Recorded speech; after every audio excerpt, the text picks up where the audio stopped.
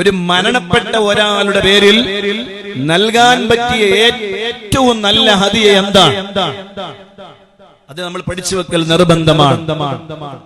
ഉപ്പ മരിച്ചാലും ഉമ്മ മരിച്ചാലും ഭർത്താവ് മരിച്ചാലും ഭാര്യ മരിച്ചാലും മക്കൾ മരിച്ചാലും അവർക്ക് നൽകാൻ പറ്റുന്ന ഏറ്റവും നല്ല ഹദിയ എന്താണ്?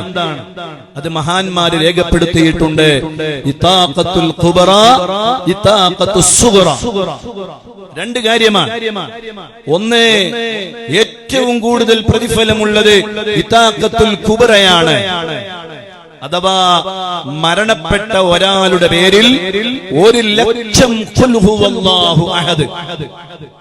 അതാണ് ഏറ്റവും വലുത്. മുത്ത് മുഹമ്മദ് മുസ്തഫ സല്ലല്ലാഹു അലൈഹി വസല്ലം. ഇതാഖത്തുൽ ഖുബറ 1,00,000 ഖുൽ ഹുവല്ലാഹു അഹദ്. ഉസ്താദേ, ബാപ്പ മരിച്ചിട്ട് 10 വർഷമായി, ഇപ്പോ ഓതാൻ പറ്റുമോ? പറ്റും, യാതൊരു കുഴപ്പമില്ല. ഉമ്മ മരിച്ചിട്ട് 20 വർഷമായി, ഇപ്പോൾ ഓതാൻ പറ്റുമോ?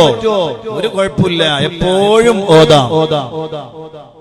മരണപ്പെട്ട ഒരാൾക്ക് അത് മക്കളാവട്ടെ, അത് ഭർത്താവട്ടെ, അത് ഭാര്യയാവട്ടെ, അത് ഉമ്മയാവട്ടെ, ഉപ്പയാവട്ടെ, ആരുമാവട്ടെ, നമ്മൾ നമ്മുടെ ഖബറാളി ബാപ്പ ഖബറിൽ നിന്ന് ആ നരകത്തിന്റെ അദാബിൽ നിന്ന് രക്ഷപ്പെടണമെന്ന് നിങ്ങൾ ആഗ്രഹിക്കുന്നുവെങ്കിൽ, എന്റെ ഉമ്മ ഖബറിലെ അദാബിൽ നിന്ന് രക്ഷപ്പെടണമെന്ന് ആഗ്രഹിക്കുന്നുവെങ്കിൽ, അവർക്ക് നൽകാൻ പറ്റിയ ഏറ്റവും നല്ല ഹദിയ അത് 1,00,000 ഖുൽ ഹുവല്ലാഹു അഹദ്.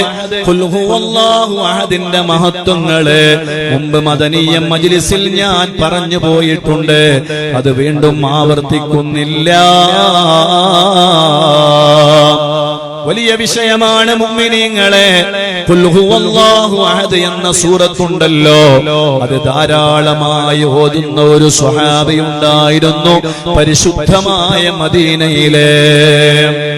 ആ സ്വഹാബി ലോകത്തോട് വിട പറയുകയാണ്.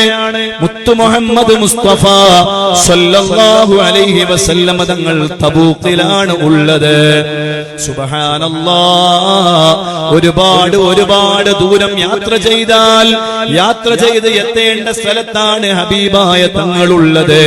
യുദ്ധത്തിന്റെ വേളയിലാണ്. അപ്പോഴതാ സൂര്യന് വല്ലാത്ത ഒരു പ്രകാശം കത്തിജ്വലിക്കുകയാണ്. സൂര്യൻ സുബ്ഹാന